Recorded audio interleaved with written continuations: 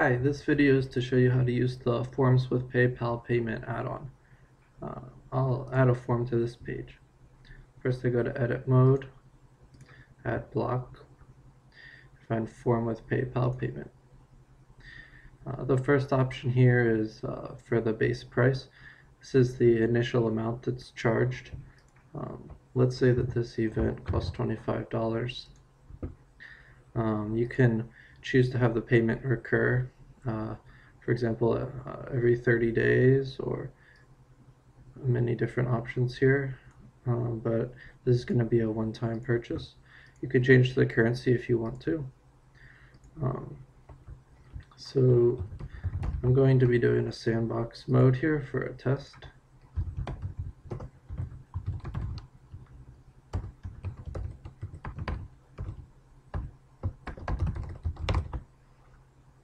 That's my sandbox account, PayPal, email address.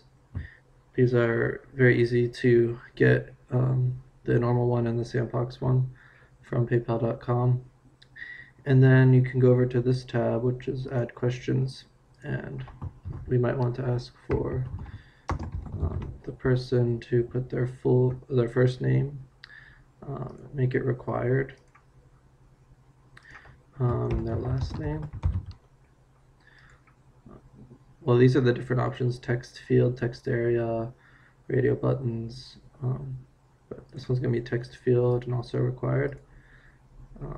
Let's say there's a way to do an extra donation, and you might want to use a slider for this. So let's say it's between $1 and $100, and the default amount is $5. And this asks for a money amount. Alright. And then let's see, one more. Let's do a select box, and this will be for a t-shirt. So the way this works, and the instructions are here, you basically put in cost in square brackets. So let's say it's $10 for a small t-shirt, and then you might want to also write the amount on that line, because that's what will show. Anything that's in the brackets will not actually show. That's just to tell you how much it costs. Let's say the medium is also $10, but the large is $15. We don't have to make it required. Alright, and you can of course edit these, preview the way the form will look.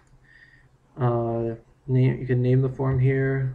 You can change the submit button text, so you could change it to register.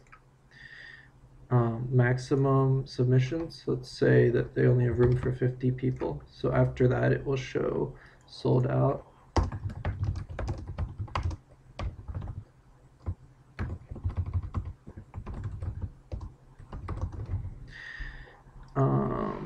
And then usually you'll want to be notified by email, so I'm going to put in an email here, and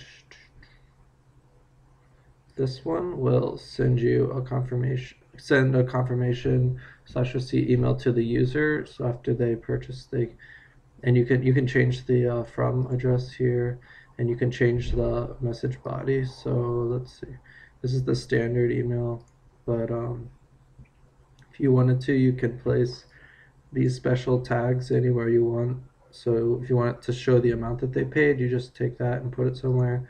This is what they use for their cardholder name, but you could change anything.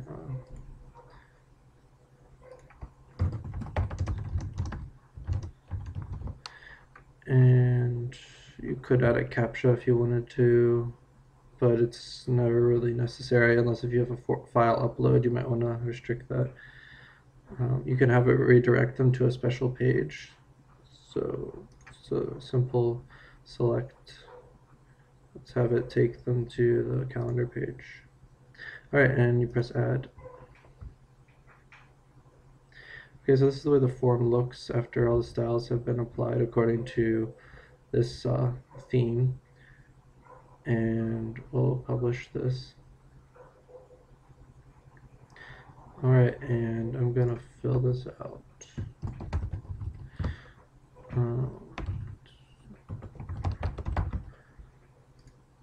Let's say I want my donation to be $18 for some reason.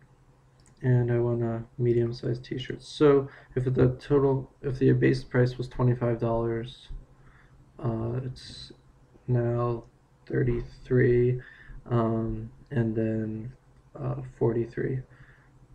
So that should be the total.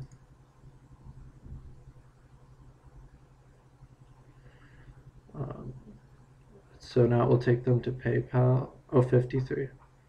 I don't know. I'm bad at math. Okay. This is where you fill out. The customer will go through this process.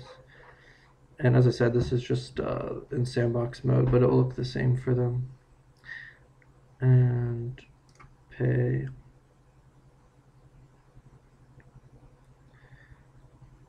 Alright, and then when you press return to store, that should take us back to, what page was it? I forget. Let's find out.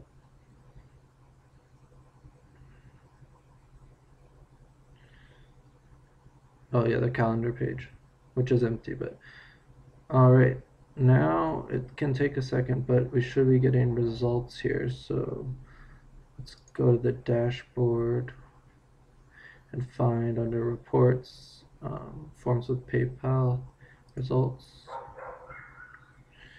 So this is the one, that's an old one. This is the one that I just did. It has one submission. So view submissions, payment completed. It has the data here, the cost, transaction ID according to PayPal, and if you want to, you can export to Excel.